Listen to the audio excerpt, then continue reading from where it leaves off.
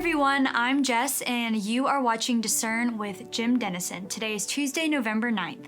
Hi, Jim. Hi, Jess. Happy to be with you today.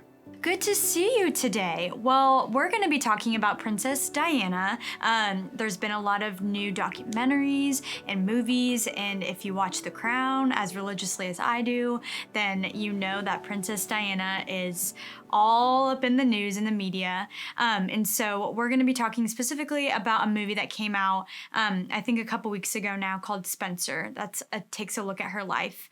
And so this is from the Wall Street Journal. In the new movie Spencer, Kristen Stewart's Princess Diana muses about her legacy. "I've been imagining how they'll write about me in 1,000 years," she says. "If I do ever become queen, what will I be? Insane?" Released on Friday, the film, which calls itself more of a fable than biopic, takes place over Christmas 1991 at the Sandringham Estate, one of Queen Elizabeth II's country homes. So I actually saw Spencer over the weekend and really enjoyed it.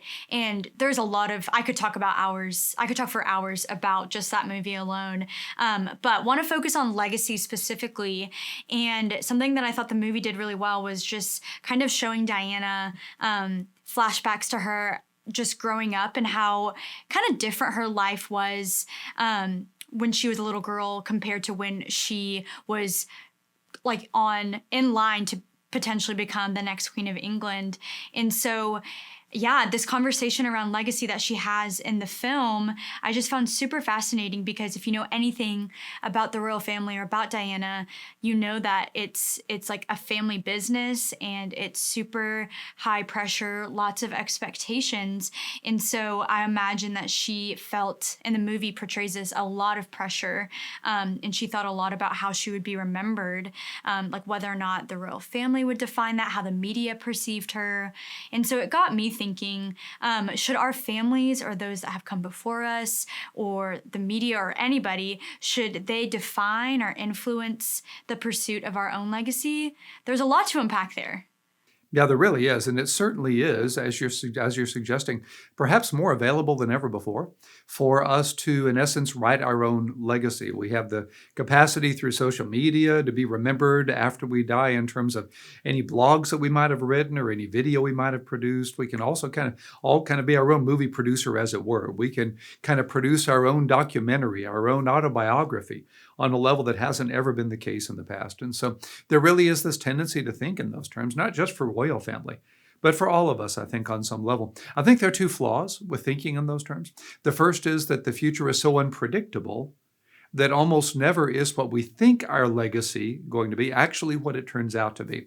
She obviously couldn't have known, even moments before her death, that she would die in that way, that would be the end of her life, and she would be remembered 25 years later in a very different way than she could possibly have imagined. Well, you can run that both in a positive and in a negative way. You think biblically, when Joseph was in Potiphar's prison, would he have ever imagined being in Pharaoh's palace?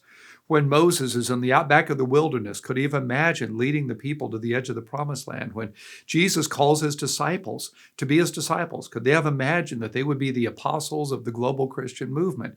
You can see that on negative as well as positive ways. So trying to predict the future and therefore predict a legacy is a little fallacious, I think. But on a second level, it's really, I think, God who makes our lives into legacy most effectively. And we don't know today what he's doing with us for tomorrow. It's been said, great people plant trees they'll never sit under. I've often said you cannot measure the eternal significance of present faithfulness.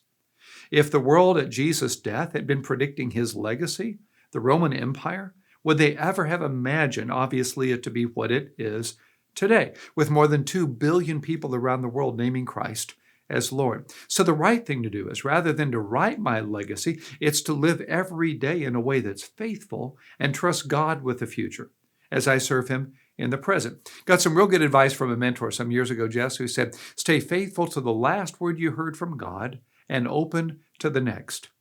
And if we'll do that, our legacy, in kind of a counterintuitive way, will actually be more positive and more significant than we ever could have made it ourselves. Or so it seems to me.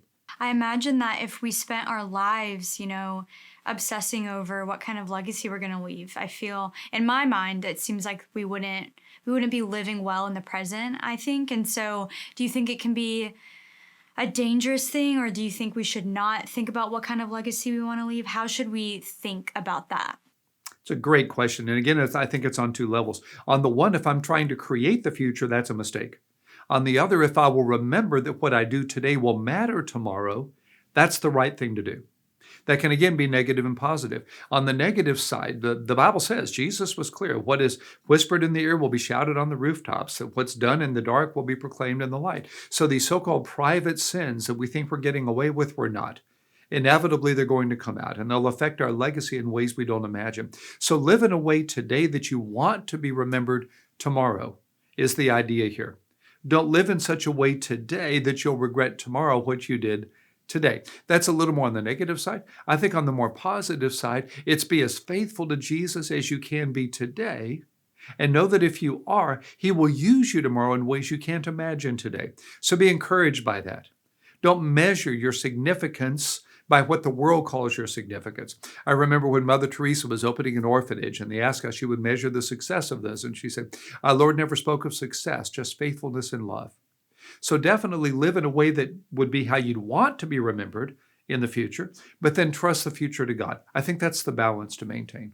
Yeah, Jim, you bring up a good point. It got me thinking that, after we're gone, I don't think people will necessarily be focusing on this laundry list of achievements that we might have accomplished, or, what GPA we had in college or high school, but more so just on character and, what faithfulness to the Lord looked like and how love was manifested in our lives by staying faithful to Jesus. And so I think, that's a great place to end us. Thank you guys for joining us. We will see you here tomorrow on Discern.